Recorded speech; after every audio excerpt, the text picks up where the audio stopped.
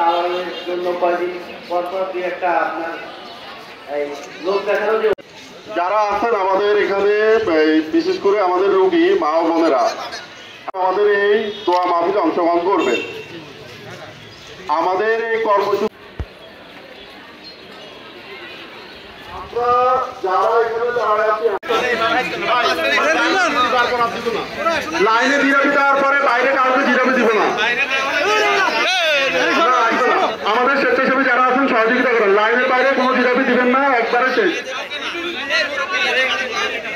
আমাদের আজকে এই জিলাপি বিতরণকে আপনি কবুল করেন আল্লাহ। আমরা নাগরিক সমস্যা নিয়ে কথা বলছি আল্লাহ, আমরা সিন্ডিকেট বলছি আল্লাহ, আপনি আমাদেরকে এই সিন্ডিকেটের হাত থেকে রক্ষা করেন, দালালদের হাত থেকে রক্ষা করেন, সমস্যাগুলো আপনি সমাধান করে দেন। এবার যারা দুর্নীতির সাথে জড়িত আল্লাহ তাদেরকে হেদায়েত দিয়ে দেন, যদি হেদায়েত না থাকে আপনি তাদেরকে ধ্বংস করে দেন। এবার যারা স্বাস্থ্য খাত থেকে বাণিজ্য খাত বানিয়েছে, সেবা খাতটাকে বাণিজ্য খাত বানিয়েছে আল্লাহ, আপনি তাদেরকে হেদায়েত দেন, যদি হেদায়েত না থাকে আপনি তাদেরকে ধ্বংস করে দেন। আমরা এমন অতর্ব সিভিল সার্জন চাই না যে সিভিল সার্জন জেনারেটর চালের জন্য অনুমতি লাগে আল্লাহ, আপনি এই সিভিল সার্জনকে প্রয়োজনে পরিবর্তন করে দেন। আমরা এই সিভিল সার্জন যদি তিনি পদক্ষেপ না নিতে পারেন তাহলে তিনি স্বেচ্ছায় পদত্যাগ করার আহ্বান জানান আল্লাহ। আমরা যারা স্বেচ্ছাসেবীরা কাজ করছি আপনি আমাদেরকে কবুল করেন। এই সমস্ত রোগীরা অসুস্থ আপনি তাদেরকে শেফায়ে কামেলা আজলা দান করেন আল্লাহ। খারাপ মানুষদের বিনা অসংখ্য অভিযোগের মাঝেও অনেক মানবিক ডাক্তার আছেন যারা আমাদেরকে সেবা দিয়ে থাকেন, যাদের কারণে যাদের মুখের দিকে তাকায় আমরা সদর হসপিটালে আছি আল্লাহ, আপনি তাদেরকে উত্তম জাযা দান করেন, আপনি তাদেরকে নেক হায়াত দিয়ে দেন আল্লাহ। তাদের যে চারিত্রিক গুণ, তাদের যে সৌন্দর্য দেয় সেই সৌন্দর্য বাকি ডাক্তারদের মাঝে দিয়ে দেন। সাল্লাল্লাহু তাআলা আলা খায়রি খালকিহি মুহাম্মাদিন ওয়া আলিহি ওয়া আসহাবিহি আজমাইন। আলহামদুলিল্লাহি রাব্বিল আলামিন। আর বাইরে থেকে কারণ আমি করব না, আমারও এরকম আন্দোলন হবে, তাদেরকে হটানোর জন্য আমরা সর্বোচ্চ দিয়ে চেষ্টা করব। আজকের আমাদের যেই মূল ব্যতিক্রমী যেই প্রতিভা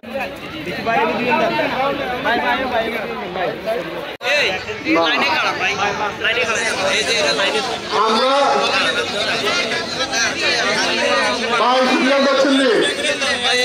যারা জিরাপি খাইতে চান লাইনের বাইরে কোনো জিরাপি দিব না, একবারে শেষ। আমরা 10 পর্যন্ত পর্যন্ত জিরাপি বিতরণ শুরু করবো।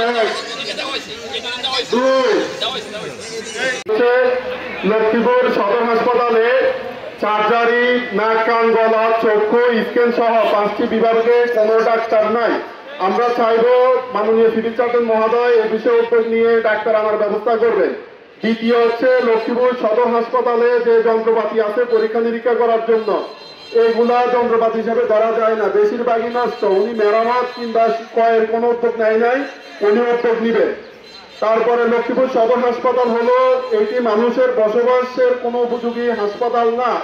এইখানে গরু মহিষ ছাগল থাকার চেয়ে আরো মনে নিম্নমানী একটি জায়গা করে রেখেছে, এখানে মানুষ থাকতে পারে না। এখানে যে টয়লেট গুলো আছে এগুলো ব্যবহারের উপযোগী না, পরিবেশ তো নাই। এখানে রুগী আসে সুস্থ হওয়ার জন্য, রুগী আরো অসুস্থ হয়। আমরা চাইবো উনি এই বিষয়গুলো উদ্যোগ নেবেন, যত দ্রুত সম্ভব উনি এই হাসপাতাল ক্লিন করার দায়িত্ব নেবেন। হাসপাতালের আশেপাশে, হাসপাতালের ভিতরে বাইরে দালালে ভরপুর। এই দালালগুলার মূল চক্র কারা তাদেরকে উনি চিহ্নিত করে হাসপাতাল থেকে দালাল উদ্ঘাটনের ব্যবস্থা করবেন। হাসপাতালের পাশে নির্মাণাধীন যে ভবনটা, এই ভবনটাতে মাদক সেবীদের আখড়াখানা হিসাবে পরিচিত হয়েছে। এখানে পতিতাবৃত্ত হচ্ছে, দেহ ব্যবসা হচ্ছে। আমরা চাইবো এই বিষয়গুলো উনি উদ্যোগ নিয়ে বন্ধ করার ব্যবস্থা করবেন। আর আমাদের প্যাথোলজির যে ল্যাবটি আছে এই ল্যাবের মধ্যে আমাদের বিআইপি সার্ভিসটা বেশি। আমরা চাইবো লক্ষ্মীপুর সদর হাসপাতালে আর কোনো বিআইপি সার্ভিস না থাকুক। আমি সাধারণ রোগী, এখানে যিনি বর্মানের তিনিও সাধারণ রোগী। উনি আর যদি এখানে সেবা নিতে কষ্ট হয় উনি প্রাইভেট হাসপাতালে যায়। সদর হসপিটালের আশেপাশে যত দালাল আছে সবাইকে বলতেছি আজ থেকে দালালি এখানেই বন্ধ করুন, কারণ আপনারা দালালি করলে পরবর্তীতে যাকে চিহ্নিত করা হবে তার ছবি লক্ষ্মীপুর সদর হসপিটালের দেয়ালে টানিয়ে দেওয়া হবে এবং ওই দালালকে তদবির করে যে ছাড়িয়ে আনতে যাবে ওর ছবি সদর হসপিটালের দেয়ালে দালালের পাশে টানানো হবে। তো আজ থেকে দালালি আপনারা এখানেই বন্ধ করে দেন। আর ইমার্জেন্সি বিভাগের প্রতি আমাদের থাকবে, আপনারা ইমার্জেন্সি যত রোগী আসবে সার্ভিস নিতে ওদের কাছ থেকে টাকা নেওয়া বন্ধ করে দেন, কারণ ওরা এটা সদর হসপিটাল, এখানে ফ্রি চিকিৎসা নিতে আসছে। আপনি এখানে ট্রিটমেন্ট দিতে গিয়ে আপনি 200, 500, 600 1000 2000 টাকা নিয়ে যাবেন, সেটা হবে না। আমরা একটি মিনি মার্কেটে আসতেছি। হাসপাতালের গেট থেকে হাসপাতালের একদম ভিতর পর্যন্ত অসংখ্য দোকান আর হকারের দখলে থাকে। এখনো যদি এদিকে তাকান, অনেকগুলো খেলনার দোকান। আজকে এখানে একটা প্রোগ্রাম হবে, জেনে হাসপাতাল কর্তৃপক্ষ ওখানে একজন লোক, বৃদ্ধ লোককে দাঁড় করিয়ে রেখেছে। আগামীকালকে আসেন, আর গতকালকে যারা এসেছিলেন তারা অবশ্যই জানেন এখানে অন্তত 50টা দোকান বসে। এইসব দোকান কারা বসে আর এইসব দোকান থেকে কারা টাকা উত্তোলন করে? দ্বিতীয়ত হচ্ছে, এই হাসপাতালে একটা বালিশ পাইতে হলে 200 থেকে 300 টাকা দিতে হয় ওয়ার্ড বয়কে। একটা বিছানার চাদর পেতে হলে 200-300 টাকা দিতে হয়। একটা বেড পেতে হলে, পেইং বেড পেতে হলে আগে 500 টাকা দিতে হয়।